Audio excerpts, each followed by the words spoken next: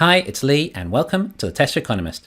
After a recent video I made, some people were wondering why I said that 4680 cells in high volume production would go so far as to triple the stock price within just a couple of years. So I will discuss why I believe that will be the case in this video, supported with as much financial data as I can.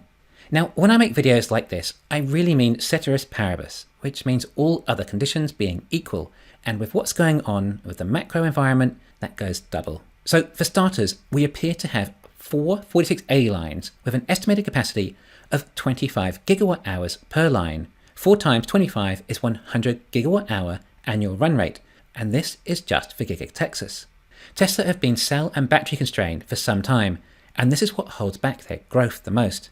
Now, I need to clarify that this is still very much the case and will continue to be the case for a very long time, despite what some people have inferred Tesla saying that they will have enough cells to finally ramp up the energy business. This is just in relation to Tesla having enough LFP cells for their existing factories.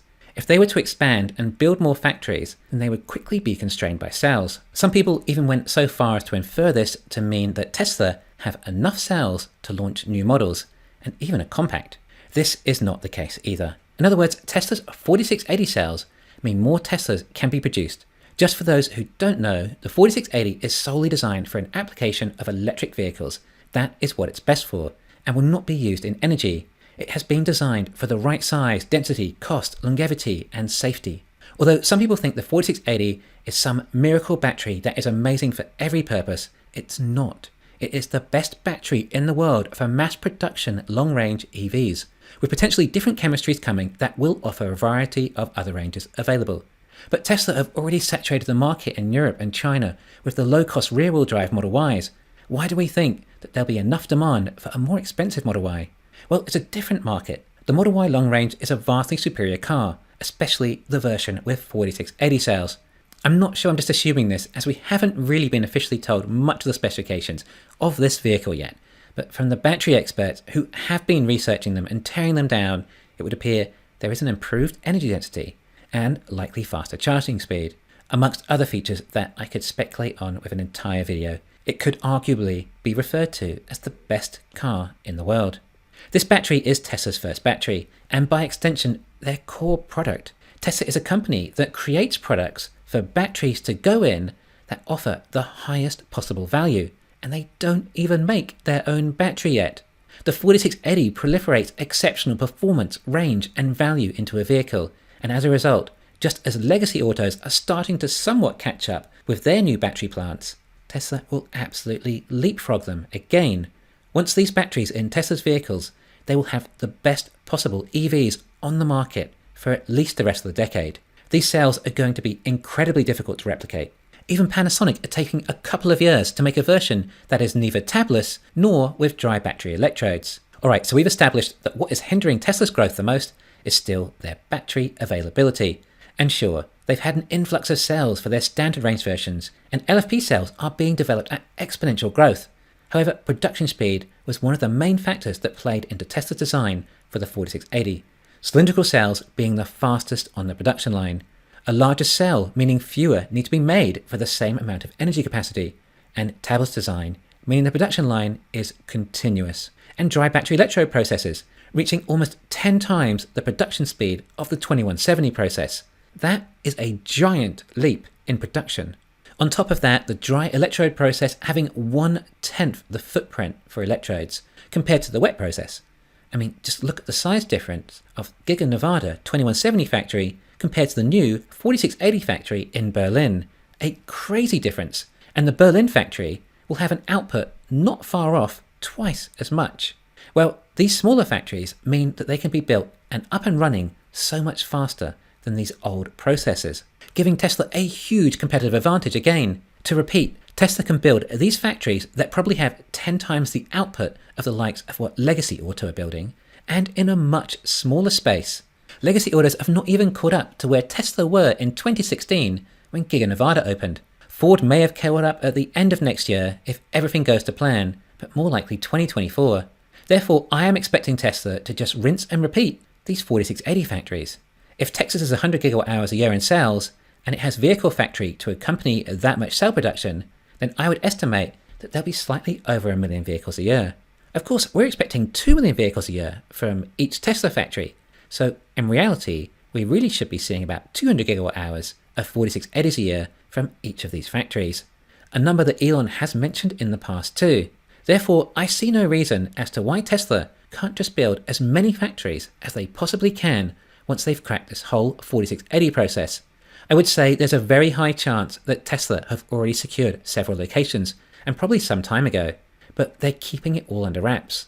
They might have a 4680 export hub going up in Indonesia, and potentially 2 more factories in North America. I think North America is an absolutely massive market for Tesla. There is a chance they will need more models by that stage eventually too. Oh, we do have a new vehicle being unveiled sometime as well, the almighty Robotaxi. So perhaps somewhat that is the other bottleneck. Get FSD sorted first, of which Elon thinks they will need to reach 6 billion miles of data to pass regulation.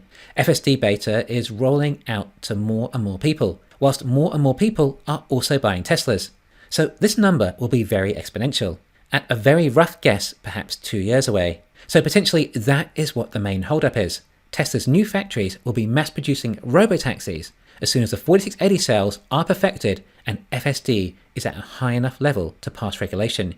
Yes, it will pass regulation, as there is data to back it up, and you can't argue with data. Not even Steve Jobs argued with data. Elon talks about how these cells are an A architecture, and they can use different cathodes. I'm hopeful that eventually they will be able to substitute the current cathode with a manganese-based cathode without nickel, and hopefully also without cobalt. Along with nickel cathodes, also without cobalt. I believe the dry battery electrode process for the cathode has been harder than they expected, and as a result, they're still using nickel, manganese, and cobalt, NMC-based cathodes. But hopefully, over time, they'll be able to use new cathodes.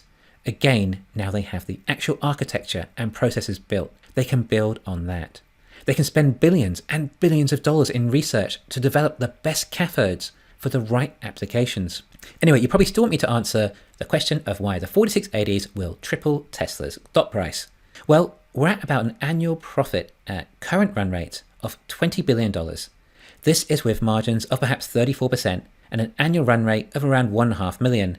If Berlin has 50 gigawatt hours of annual run rate of 4680s and Texas has 100 gigawatt hours, then we're at perhaps 1.8 million vehicles a year from those cells. Now, with all these new production processes and price rises, then even a 40% margin would be conservative for these vehicles with this new battery.